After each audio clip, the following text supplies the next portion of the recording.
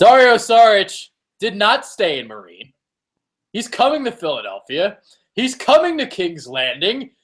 Well, actually, he's already here. Holy shit.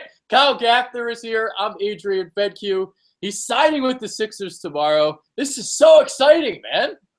Finally, our 2014 draft class is coming together. We might actually get to see them play. After 2 years of grueling waiting, it's finally here. The man is in the States. He has landed. There's no more wishy-washy if he's going to come, if he's not. It's happening.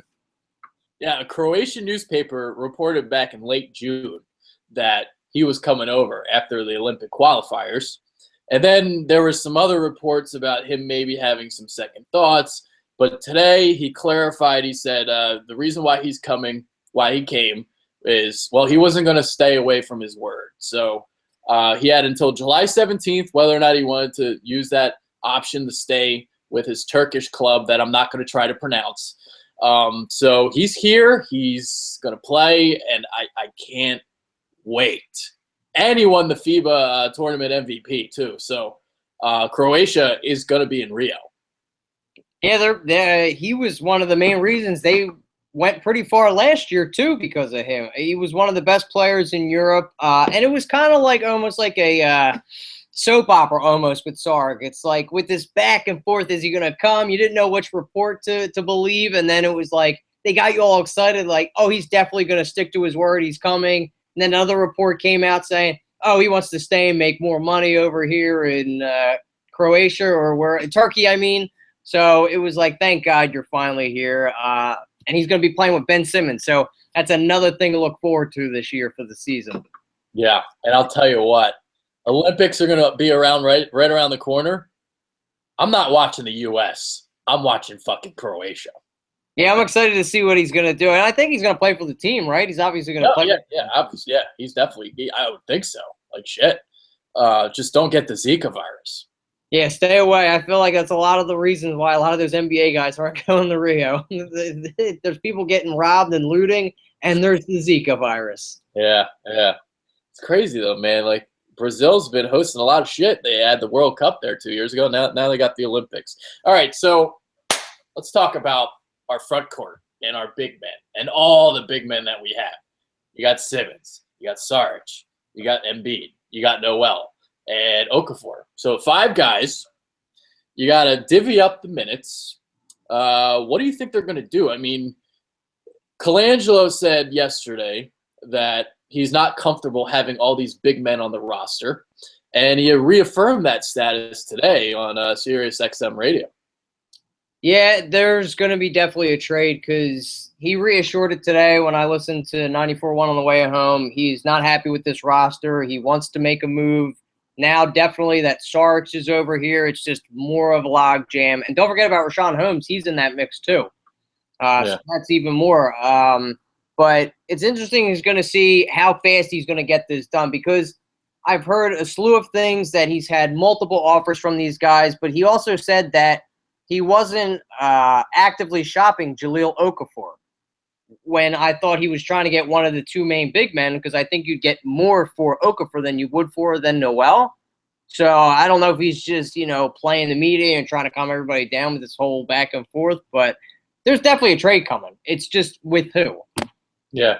I mean, I never believe a general manager when he says he's not trading a certain player because there's always smoke screens going around. You're always trying to, try, because when you say that, a team might obviously, might give up a little bit more because, I mean, that's just the way it works.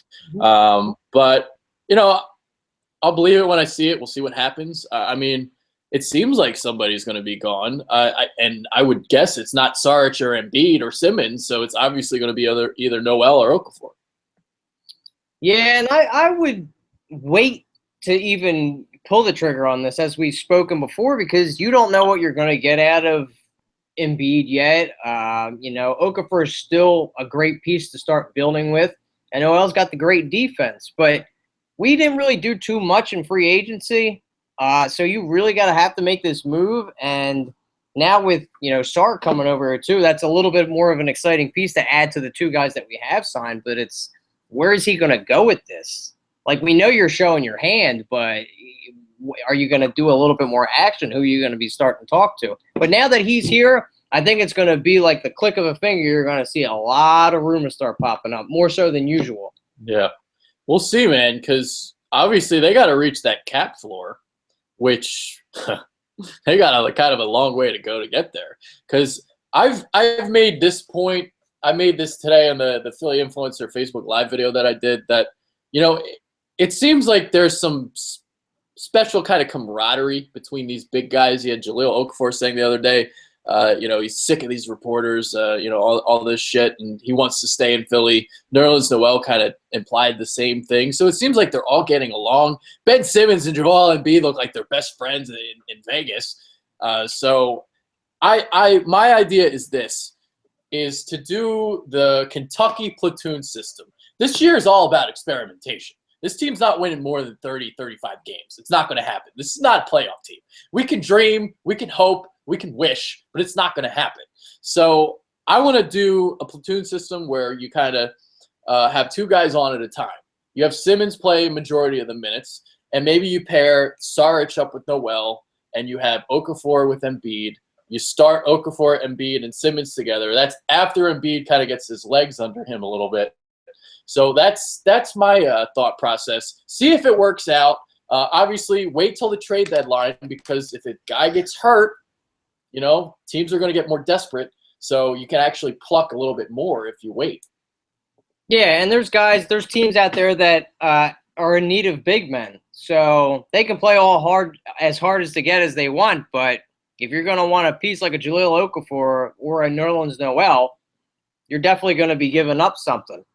So I would do that platoon system too as well, but always pair that offensive guy with that defensive guy. Obviously, the Noel and Okafor pairing didn't work well last year, so they're not going to be playing together. So it's going to be interesting. I don't know if Ben Simmons and Dario Saric will play together either, because reported also came out that Embiid thinks that Simmons is going to be playing the 4, which I don't think so. I think he's going to be playing more of the point forward. So would you have Embiid and then Saric out there together? Because when he was out in Croatia, he mostly played the point as well. So there's another guy that can handle the ball out there, and he's going to be in the starting position, because I don't think he would have came over here unless he knew he was going to get at least a guaranteed spot at starting in this position on this team. Yeah, just from watching some highlights, you can kind of run that break a little bit. So, I mean, that's like a two-man game you can work with Simmons and Saric. But yeah, it'll be interesting, because I think they should kind of keep those two away from the floor. You could have Sarge kind of handle the ball when Simmons isn't in the game. That's the way I would work it, because Simmons, if both of them are in this game at the same time, it's Simmons the guy that's going to have the ball. Absolutely. And Sarge can also work off the ball, whereas Simmons I don't think is to that point yet, just because he's too young. I think he's better handling the ball and making the plays. Yeah. So let him grow more into that role. So it would be fun to watch him. But Sarge has got a great shooting stroke as well. So have Simmons play the point, kick it out to Sarge, who can shoot. Joel Embiid can shoot. And then, when Okafor's in there, kick it down low to him. Yeah, I'm trying real hard right now as we were doing pre-show, trying to find some Dario Saric games so I can watch, because the highlights, they're just not going to do it for me, because I need to see the whole game. I don't want to see some bits and pieces of all the best plays he made during the year. I want to see everything. I want to see the weaknesses, because that's what I've been doing with Ben Simmons, the kind of recaps that I've been doing. I'm highlighting both his strengths and his weaknesses. So when there's been times where he should have taken a jumper, I talked about that. And in a highlight video, in a highlight package, you're not going to see that type of thing with Saric. So everyone's salivating about everything, but I don't know that much, because I haven't seen him play in a full game. Yeah, you can't make a judgment call, because all highlight plays are all the great things that they've done throughout the year and throughout the games. So you can't make a judgment call off of that. You want to see the good with the bad with the ugly. Yeah. I'll give you an explanation, right? A lot of people like to fuck around on Tinder, right? Well, that chick, a lot of times, she might look a little bit better than she actually does. She gets her hair all did up, and then she takes a close-up, right? And then you meet her in public, and she's a fucking whale. So it's the same fucking sort of logic. I like that analogy. It's a great analogy. It's like when she takes a picture of him up top, makes herself a little thinner, but she's like the camera put on 50 pounds when you go to meet her. And then you wonder why her tits are so big. So yeah, I've never had that experience, by the way. So Tinder is strange. It's weird. I I fuck around with it though. It's kind of fun. But yeah, anyway, we're deriving from topic now. So anything else you want to talk about, Sarge? You want to move on to Isaiah Thomas? I'd like to talk about that Isaiah Thomas. I think we touched on a little bit of Sarge, but Isaiah Thomas was definitely poking the bear a little bit today. Now it's funny because you kind of agree with Thomas, but here's the thing: like, it wasn't Simmons' decision. I know. So it was a team decision. Obviously, I wanted him to play. Like shit. Yes, he is 19 years old. Yes, he can play. But I mean, shit, it was a team decision. And then even the things he said, well, he should have been with the team on the bench. Listen, he got to sit with Brett Brown throughout the whole game. I'd rather have him do that so Brett Brown can kind of teach him while he's watching the game and giving him pointers. Fuck it. Fuck you, Isaiah. You're a piece of shit. Yeah, I don't care that he wasn't sitting with the team. That's whatever. He was still there at the game, whatever. I just wanted to see him play. Yeah, he is 19.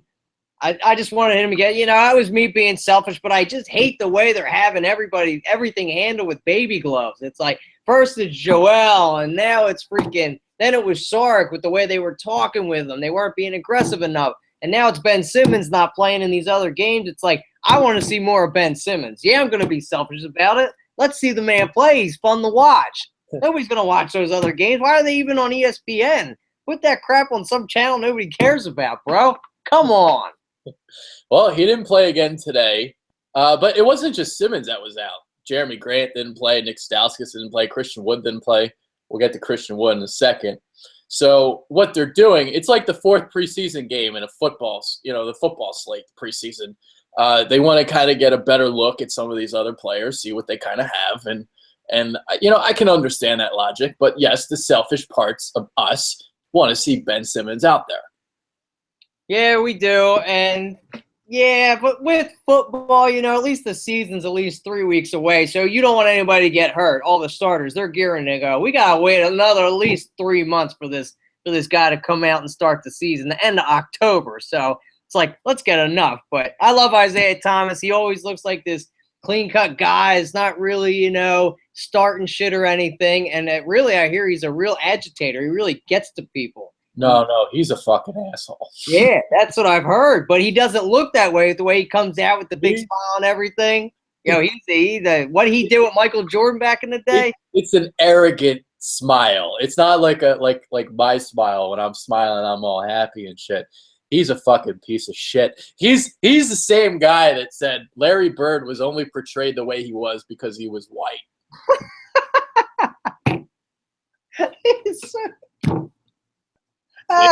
You know what I mean? He's a fucking asshole. Yeah, he is. And then what he did with Jordan when he was with the Bad Boys back in the day, it's just, when you see him, I don't really expect him to be this aggressive type of guy. He just looks like this laid-back guy a little bit. I never got that from him. I always thought. But then when I watched all that stuff and then now this, the man is just throwing it out there. You got to watch that Bad Boys documentary on the NBA TV. It's great. I've watched it. Oh, yeah. You see like the real Isaiah in that. True Isaiah right there. Yeah. He's a cocky son of a bitch. He's a little arrogant. He's an asshole. But hey, you know what? He's a legend. He is a legend, and got to respect his game out there on the floor. So I guess to kind of wrap up this show, we'll talk about Christian Wood a little bit. Wood signs a 2-year deal with the Hornets. The best player on the Summer League team, not named Ben Simmons, showcased a good face-up game, showed some skills, showed some athleticism. What do you think of Christian Wood? I love what I saw out of him. Huge improvements, huge strides from last year. You're seeing a little bit more of what he did when he was at UNLV and made him in talks of being a top 10 pick. But last year, things didn't really go the way he wanted it to. He played poor towards the end of the season. He's a skinny rail. He went undrafted. But you know what he did? He made most of his opportunities played decent last year, had little, sprites here and there of a good game, but look at him this year. Wow, huge improvement. So he earned that 2-year contract. It's a shame we couldn't keep him, but I mean, come on, add another 6'10" big, it just wasn't happening. Yeah, there's no room for him, obviously. So it's a shame, but good for him signing that contract. Still does need to work on a couple things. I think he could rebound a little bit better. I think his post game still needs a little bit of improvement. But this is the kind of league that we're in now. All these bigs are like face-up guys now out along the perimeter. And I remember a couple of times he used that pump fake really well. So he pump fake, drive to the tin, dunk the ball. So he's got handles for a big guy. He looks like a solid player. I don't think he's like starting material, but I think he can be a solid piece off the bench. He can be in like your top 8 of the rotation. Definitely a nice spark off the bench. Who can shoot. He can handle the ball a little bit, but he's got to bulk up more if he wants to bang down with the big boys. Yeah, he's a stick. Yeah, he's very, very scrawny coming out. But another, UNLV product, they're starting to pump out a lot of NBA talent. Patrick McCall's looked really good for the Golden State Warriors. I know you were high on him. I wanted him. Unfortunately, we didn't get him. But, Christian Wood, Rashawn Holmes was the other guy that's been looking pretty good in the summer league as well. Unfortunately, he's also a big. We need some fucking guards, damn it. We do need some guards, and the guards that we have, I'm not impressed with. I love T.J. McConnell. He's great energy off the bench. He's working on his game. His vision's gotten a lot better, but he's a liability on defense, totally. And he still makes a little bit poor decisions, but the rest of these guys, I don't see them doing anything. They were playing the Nets today, and a guy I wish they would have kept on the squad from last year was Sean Kilpatrick out of Cincinnati. Yeah. He's a nice guard that we could have kept that we had on Summer League last year that we didn't. We let him go. He got a contract with the Nets, and he was averaging almost 15, 16 points a game. So it would have been nice to have him on the squad, but I don't know why we let him walk. Kind of like why we let, Ish Smith. We let him go. We trade back for him, then we let him go again. Here's two second-round picks. Screw you, Sam. Well, at least we have like hundreds upon hundreds of second-round picks, so that works in our favor. I guess this is about it. I mean, we talked Saric, we talked a little Isaiah, got some Christian Wood in there. Any final thoughts? I wonder how long since Saric did come over, and we lost 2 years, I believe, for him. How long his contract's going to be, especially with the new season or the new contract coming up next year. I wonder if it will be a one-year deal with a second-year option, opt-out clause, so he can get paid. So I want to see how long and how much money he's going to get for this contract now that he did leave all that cash on the table. Yeah. Back, we'll find that out tomorrow because that's when it becomes official. I'm sure there's going to be a press conference. We'll get to listen to him speak some bad English. So we'll get ready for that. And I'm hoping to God that I can find some Saric games because if I do, I will be doing posts on Philly Influencer, kind of the same stuff I've been doing for Ben Simmons, and that's been getting a lot of praise. People like what I've been doing, so I'm going to do the same thing with Saric if I can find it. Hopefully we can. I'm sure you'll be able to find something though. Yeah. I found something from 2014 against France. Croatia played France in a I believe it's like a World Cup game. Where the fuck they call those things?